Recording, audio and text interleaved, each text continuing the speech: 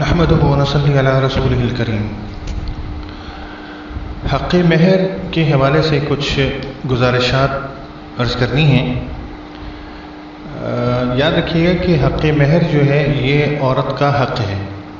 جب آپ کسی خاتون کو، لڑکی کو نکاح کر کے لاتے ہیں تو اس کا ایک دیگر بہت سے حقوق ہیں، لیکن ان میں سے ایک حق مہر بھی ہے، اور اس سلسلے میں مردوں میں بہت زیادہ کوتاہیاں پائی جاتی ہیں، ہیلے بھی پائے جاتے ہیں، کسی طرح سے حق مہر معاف کروا لیا جائے یا دینا نہ پڑے۔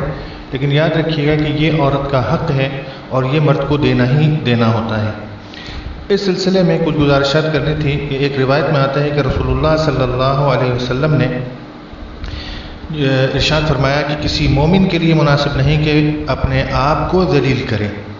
عرض کیا گیا اے اللہ کے رسول صلی اللہ علیہ وسلم، وہ اپنے کو کس طرح ذلیل کرتا ہے؟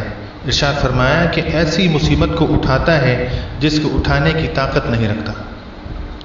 تو اس سے معلوم ہوا کہ تحمل سے زیادہ مہر جس کے ادا کرنے کی جو ہے نا طاقت نہ ہو، استطاعت نہ ہو، مقرر نہیں کرنا چاہیے۔ ہمارے ہاں دیکھا دیکھی اور واہ کے طور پر بھی لاکھوں کروڑوں روپے جو ہے نا وہ مہر مقرر کر لیا ہوتا ہے، اس کے بعد جو ہے نا وہ خود اپنے لیے مصیبت بن جاتا ہے، دے نہیں پا رہے ہوتے۔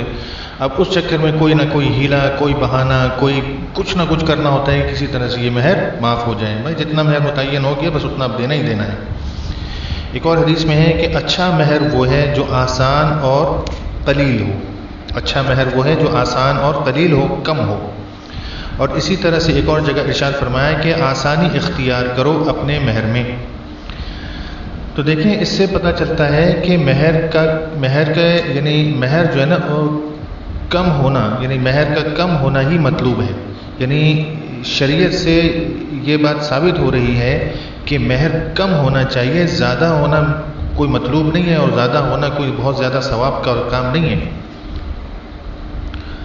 تو مرد جو عورت کو زیادہ مہر دے بیٹھتا ہے تو وہ پھر اسی کے لیے آخر میں جا کے جو ہے نا وہ مصیبت بن جاتی ہے۔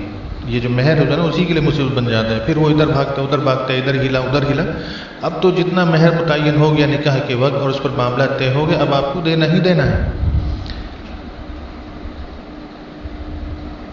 ایک اور روایت میں ہے کہ رسول اللہ صلی اللہ علیہ وسلم نے فرمایا کہ جو شخص کسی عورت سے نکاح کرے اور اس کا کچھ مہر ٹھہرائے، پھر یہ نیت رکھے کہ اس کے مہر میں سے اس کو کچھ نہ دے یا اس کو پورا نہ دے، تو وہ شخص زانی ہو کر مرے گا اور اللہ تعالیٰ سے زانی ہو کر ملے گا۔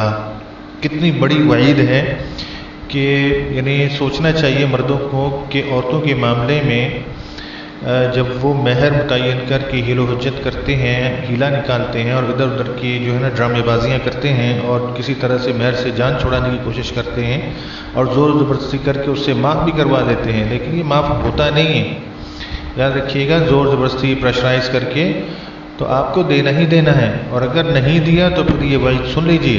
حدیث میں کیا آتا ہے کہ نعوذ باللہ نعوذ باللہ، یعنی کتنی بڑی کتنا یعنی ایسا عذاب ہے کہ وہ زانی ہو کر مرے گا اور اسی حالت میں جو ہے نا وہ اللہ سے ملاقات کرے گا۔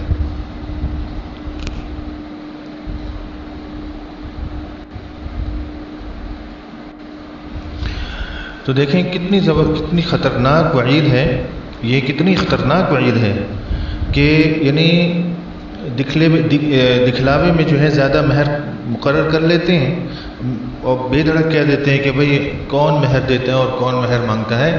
ایسا نہیں ہے، یہ دینا پڑے گا، یہ عورت کا حق ہے اور مہر واجب ہے، دینا پڑے گا، ورنہ وعید سن لی، حدیث میں آ گئی ہے کہ کس حالت میں وہ ملے گا وہ آپ لوگوں نے وہ سن لیا ہے۔